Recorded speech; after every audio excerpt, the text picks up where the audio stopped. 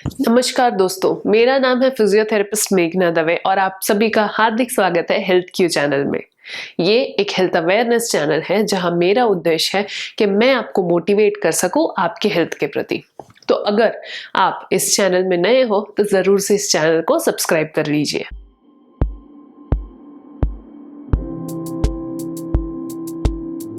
पिछले हफ्ते मैंने एक वीडियो अपलोड किया जो था toe walking in cerebral palsy. अब ये वीडियो में काफ़ी ज़्यादा इंग्लिश में मैंने बात की थी, जिसकी वजह से कई लोगों ने मुझे ये रिस्पांस भेजा कि मैम प्लीज़ ये वीडियो, एटलीस्ट इस वीडियो को आप हिंदी में बताएं क्योंकि हम इसे समझ नहीं पा रहे हैं। इसीलिए आज के इस वीडियो में मैं सारी वो बातें जो मैंने अपने पिछले वीडियो में कही थी toe walking in cerebral palsy, इसको हिंदी में ट्रांसलेट करके आपको बताऊंगी। So guys, if you are an English viewer, please, really sorry for today's video. I'm just repeating the same content of the video that I shared last Monday. So see you on the next Monday. You can skip this video right now. But अगर आप हिंदी दर्शक हैं और आप cerebral palsy में to walking को कैसे manage करते हैं और इसके बारे में ज्यादा जानना चाहते हैं तो इस वीडियो को अंत तक के जरूर देखें। बच्चा अगर सेरेब्रल पाल्सी से जूझ रहा है और साथ ही साथ वो अपना पूरा पैर जमीन पे नहीं टिका रहा है और सिर्फ पैरों की उंगलियों पे चल रहा है, तब उसको टो वॉकिंग कहते हैं। इसका जो सबसे महत्वपूर्ण कारण है वो है स्पास्टिसिटी। स्पास्टिसिटी का मतलब है मसल्स में बहुत ज्यादा तनाव का होना। ये तनाव इसलिए होता है क्योंकि जो हमारा ब्रेन का सेंटर, वहां पे जो व्हाइट मैटर होता है, एक एरिया होता है ब्रेन का जो हमारे सारे मूवमेंट्स को कंट्रोल करता है, उसमें कहीं ना कहीं डैमेज हुआ है बर्थ के दौरान, यानी जन्म के दौरान, या फिर जन्म के पहले या जन्म के बाद अगर कोई बीमारी हुई हो, जैसे कि तेज बुखार आना, ब्रेन इन्फेक्शन होना, ब्रेन इंजरी होना एक्सेट्रा। इस बीमारी के चलते जो ब्रेन है जो मैसेज देता है मसल्स को कि आप इस तरीके से मूव करें, इस तरीके से हिलाएं, ये ठीक से नहीं भेज पाता और उसी की वजह से ओवर रिएक्शन या ओवर फायरिंग हो जाती है मसल्स में और इसका जो फॉर्म आपको देखने मिलता है वो होता है स्पास्टिसिटी। जैसे कि अगर आप सेरेब्रल पाल्सी के बच्चों को देखोगे तो अधिकतर ये अपनी बॉडी को थोड़ा सा कड़क रखते हैं, यानी कि जब भी आप उनको गोदी में लोगे तो बॉडी जो है वो बिल्कुल बो एरो यानी बिल्कुल पीछे की तरफ और पैर जो है वो पूरे क्रॉस्ड रहेंगे। अगर बच्चे को स्पास्टिक डायप्लेजिया की प्रॉब्लम है तो हाथ तो नॉर्मल रहेंगे लेकिन पैरों में बड़ी ही टाइटनेस और स्पास्टिसिटी रहेगी और इसी स्पास्टिसिटी के चलते बच्चे को टो वॉकिंग की आदत हो जाती है। तो इसको किन चीजों से हम कम कर सकते हैं इसके बारे में बात करते हैं। मैं इन स्टेप्स को आपको बताऊं उसके पहले एक चीज बहुत अच्छे से क्लैरिफाई कर देना चाहूंगी कि जो भी मैं स्टेप्स बता रही हूं ये टो वॉकिंग को कम करने में मदद कर सकते हैं, लेकिन ये कंप्लीटली टो वॉकिंग को ठीक नहीं कर सकते क्योंकि जैसे मैंने बताया कि स्पास्टिसिटी इसका अंडरलाइंग कॉज है। अगर स्पास्टिसिटी कम होती है तो ऑटोमेटिकली टो वॉकिंग कम हो जाएंगी। अगर आप मुझे ये पूछते हो कि स्पास्टिसिटी कैसे कम कर सकते हैं तो फिर से स्पास्टिसिटी का कोई प्रॉपर प्योर इलाज नहीं है परमानेंट। यूजुअली बोटॉक्स इंजेक्शंस की मदद से, बैक्लोफिन की मदद से या फिर कई बार सर्जरी की मदद से टेम्पररी मसल रिलैक्सेशन गेन किया जा सकता है, लेकिन ये कुछ दिनों तक के रहता है और उसके बाद धीरे धीरे इसका इफेक्ट कम हो जाता है। अगर आपको इसके बारे में और ज्यादा जानकारी चाहिए तो मैं आपको रिक्वेस्ट करूंगी कि आप कोई भी पीडियाट्रिक न्यूरोलॉजिस्ट या कोई चाइल्ड स्पेशलिटी हॉस्पिटल में जाइए जहां पे एक न्यूरो स्पेशलिस्ट डॉक्टर्स जो होते हैं उनसे आप बात करें। वो आपको इस स्पास्टिसिटी का मेडिकल मैनेजमेंट के बारे में बहुत ही विस्तार में आपको समझा पाएंगे। मैं एक फिजियोथेरेपिस्ट हूँ, इसलिए मैं जो भी आपको एडवाइस देती हूँ ये मोस्टली फिजियोथेरेपी के संबंध में होते हैं। तो चलिए अब मैं बताती हूँ क्या क्या स्टेप्स है जो आप कर सकते हो जिसके मदद से आपके बच्चे के अंदर टो वॉकिंग की संभावना कम हो सकती है। तो जो सबसे इंपॉर्टेंट चीज है जो है स्पास्टिसिटी रिडक्शन। अब कुछ ऐसी टेक्निक्स है जिसकी वजह से आप आपके बच्चे के अंदर जो स्पास्टिसिटी है उसको कम कर सकते हैं। वो उसमें की जो सबसे पहली और सबसे इंपॉर्टेंट टेक्निक आती है वो है स्ट्रेचिंग ऑफ काफ मसल्स, यानी कि पैरों के मसल्स की स्ट्रेचिंग करना, स्पेशली जो पैरों की पिंडी होती है वहां के मसल्स की स्ट्रेचिंग करना, जो हमारे थाइज होते हैं, इवन हिप्स के मसल्स को, इन सब मसल्स को रेगुलरली स्ट्रेचिंग एक्सरसाइजेस देना बहुत जरूरी है। और आप ये जितना जल्दी शुरू करोगे उतना ही बेहतर होगा आपके लिए और आपके लिए आसान भी काफी हद तक के हो जाएगा। अभी स्ट्रेचिंग के साथ साथ आपको मसाज में भी थोड़ा सा ध्यान देना है। आप मसाज आपके बच्चे को रेगुलरली कर सकते हो, स्पेशली पैरों के मसल्स में, जिससे ब्लड सर्कुलेशन बढ़ेगा, मसल्स भी थोड़े रिलैक्स होते हैं और आपको स्ट्रेचिंग करने में आसानी होती है। इसलिए मसाज ज़रूर करिए। मसाज करते वक्त सिर्फ इस चीज़ का ध्यान रखिए कि जो बॉडी का जो मसाज का जो डायरेक्शन है वो पैरों से होते हुए बॉडी के सेंटर की तरफ जाए, ना कि पैरों से निकलते हुए यानी बैक से लेते हुए आप पैरों की तरफ नीचे की तरफ लेके आए। वो स्ट्रोक नहीं होना चाहिए, हमेशा स्ट्रोक टुवर्ड्स द बॉडी होता है। तो इस चीज का आप जरूर से ध्यान रखिए मसाज करते वक्त। इसके साथ ही साथ आपको आपके बच्चे के अंदर एक्टिव मूवमेंट्स पैरों के कराने होंगे। क्या होते हैं एक्टिव मूवमेंट्स? फॉर एग्जाम्पल, जैसे ये समझ लीजिए आपके बच्चे की एड़ी है, पैर का भाग है, ठीक है, और ये पैर की उंगलियां हैं, ठीक है। तो अभी आपको ये ध्यान रखना है कि आप आपके बच्चे को इनकरेज करो कि वो सारी की सारी जो मूवमेंट्स है उसको एक एक हर एक जॉइंट को करे। अब अगर बच्चे को ये समझने में दिक्कत हो रही है तो आप कैसे कर सकते हो? आप खुद बच्चे की उंगली को पकड़ के उसको करके दिखाए और फिर उसको कहे ऊपर लेके जाओ, नीचे लेके जाओ।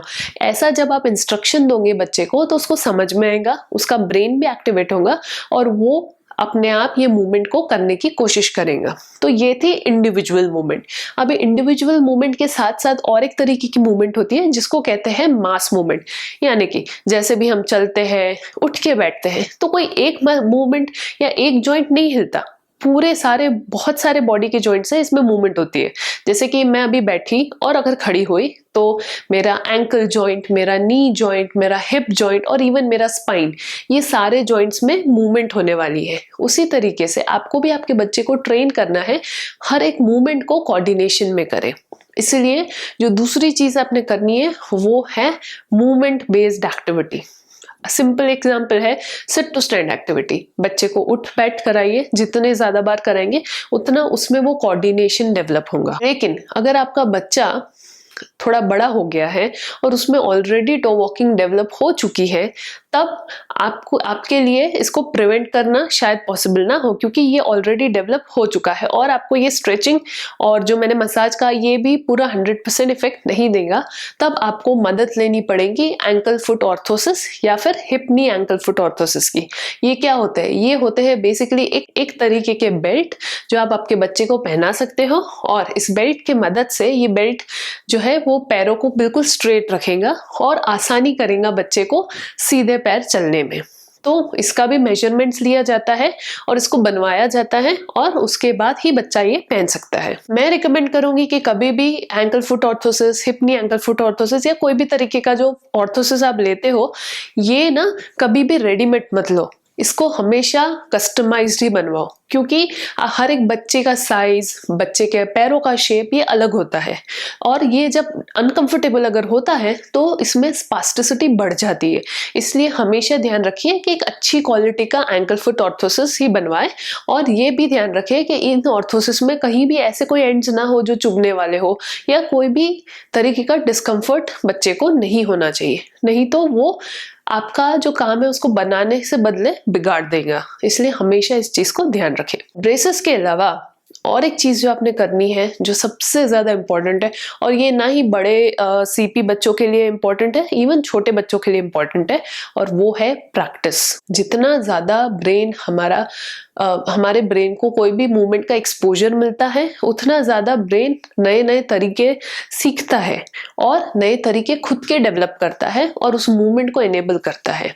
इसलिए जो भी एक्टिविटी, एक्सरसाइज, चलने की या खड़े रहने की या कोई भी तरीके की एक्सरसाइज जब आप आपके बच्चे को सिखाते हो, ये ध्यान रखें कि उसके रिपीटेशंस ज्यादा है।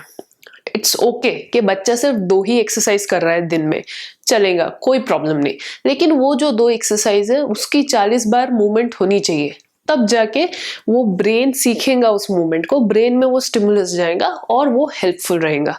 लेकिन इसका मतलब ये बिल्कुल भी नहीं है कि आप बच्चे को बिल्कुल पुश करते जाओ कि मूवमेंट करे।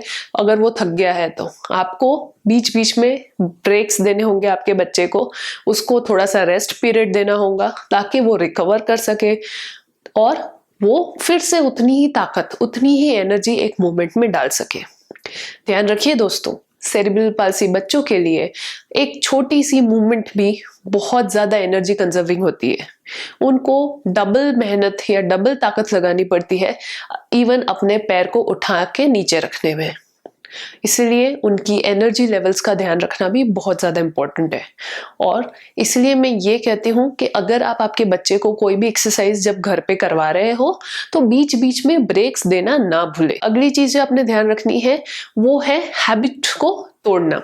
अब कई बार यस प्रॉब्लम तो है ना, कि जिसके वजह से बच्चे पैर को सीधा नहीं रखते हैं, जो पैर के जो उंगलियां है उस पे खड़े रहते हैं, टो वॉकिंग करते हैं, तो कई बार इसमें एक हैबिट का भी फैक्टर आ जाता है। ये मूवमेंट्स इस तरीके से करना कंफर्टेबल है बच्चे के लिए।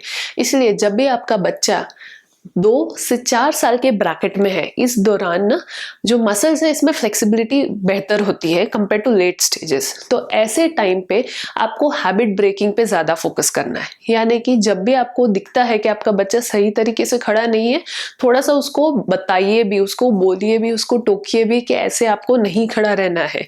आप पकड़ के पैर सीधा रख के खड़ा रहिए। अगर वो फिर भी नहीं समझ पा रहे हैं तो थोड़ा आप आपके खुद के पैर से नीचे की तरफ पुश करें, पैरों में थोड़ा सा वेट पहना दे, जो वेट कप्स आता है वैसा पहना दे, जिससे पैर वजन के वजह से नीचे चले जाएंगे। लेकिन इस हैबिट, इस आदत को मत डेवलप होने दे।